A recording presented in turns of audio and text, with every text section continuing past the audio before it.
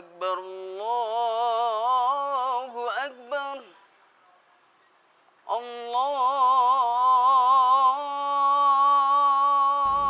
Akbar. Menyusuri liuk jalanan kampung, saya melalui sebuah bangunan PAUD.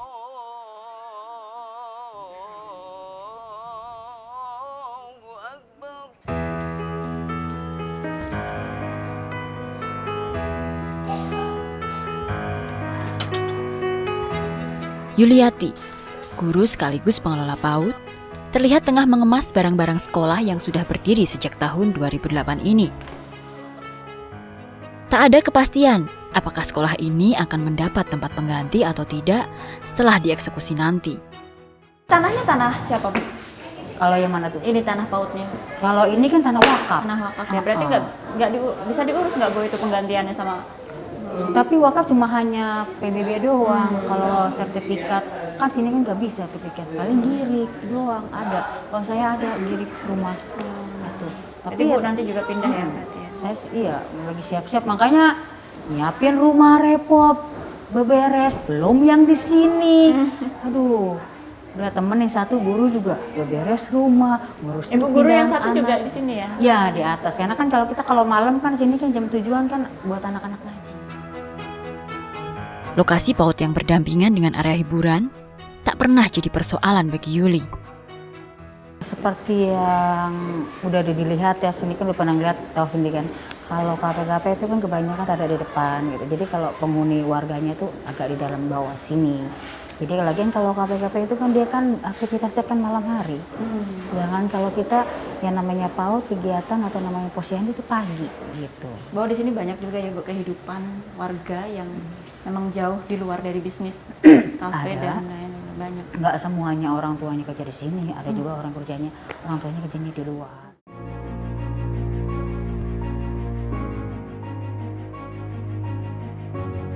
Rela ataupun tidak, semua warga yang lahannya akan digusur terlihat bersiap untuk pergi. Tak terkecuali dengan Rini, ibu dengan 5 anak yang membuka warung di pusat hiburan malam Kalijodo. Warungnya sudah ditutup paksa, dan ia belum juga mendapat jatah rumah susun. Kenapa kok nggak diambil, Bu, rumah susun? Ya susun dipersulit. Keluarga kita juga banyak, jadinya nggak bisa bolak-balik sana. Lakinya usahanya kan di sini. Kalau kita di sana gimana? Lagian dipersulit juga, harus disurvei, lalu difoto. Gimana kayak orang mau pinjam duit ke BRI aja, disurvei. Padahal Ibu ada berapa keluarga, Bu, tinggal di satu rumah? 8 keluarga, tapi dapat rumah susun cuma satu? Satu. Satu PBB dapat rumah susun satu.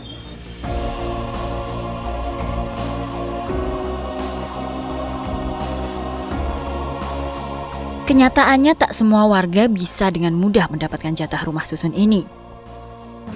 Anak berapa, Bu? Anak 5. Oh, anak 5. Ibu aja anaknya 5 Iya. ya? Kalau sekeluarga di sini berapa orang kalau 8 keluarga itu?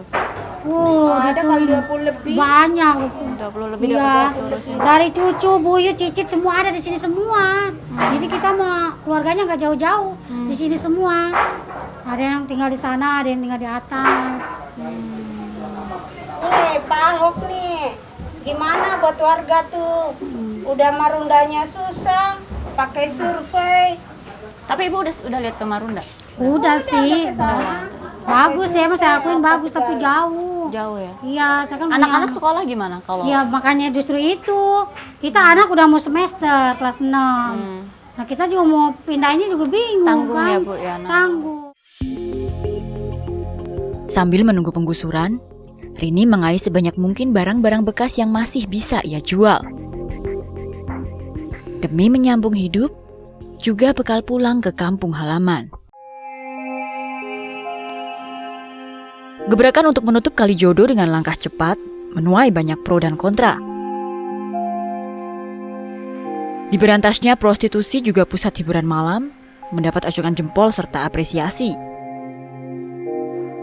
Namun penggusuran ini juga menyisakan banyak nestapa dalam hidup sebagian masyarakat yang sudah dibiarkan tinggal secara legal di kawasan ini berpuluh-puluh tahun lamanya.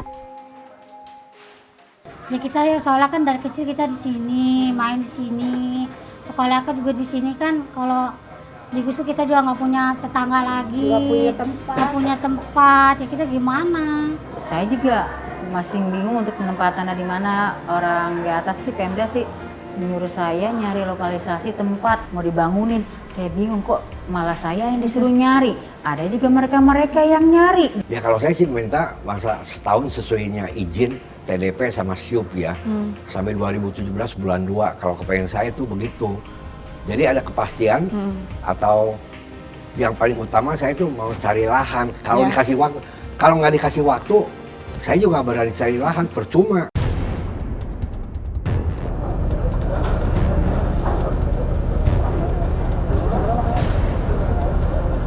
Penghujung Februari 2016 menandai akhir riwayat Kalijodo. Alat-alat berat meluluh lantakan bangunan-bangunan di tepian kali ini.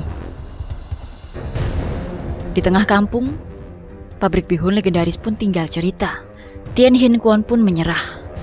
Mesin-mesin miliknya dijual sebagai besi rongsok.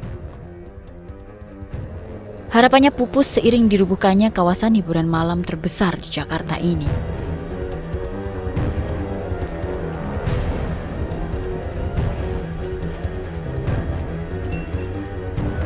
Dari tempat bertemunya dua budaya hingga menjadi tempat hiburan terbesar di ibu kota, apa yang akan selanjutnya terjadi di Kalijodo? Semoga ini bukanlah senjakala bagi warga di sekitarnya, melainkan mampu membawa masa depan yang lebih baik bagi warganya dan juga siapapun yang ada di sekitar Kalijodo. Sampai jumpa pekan depan.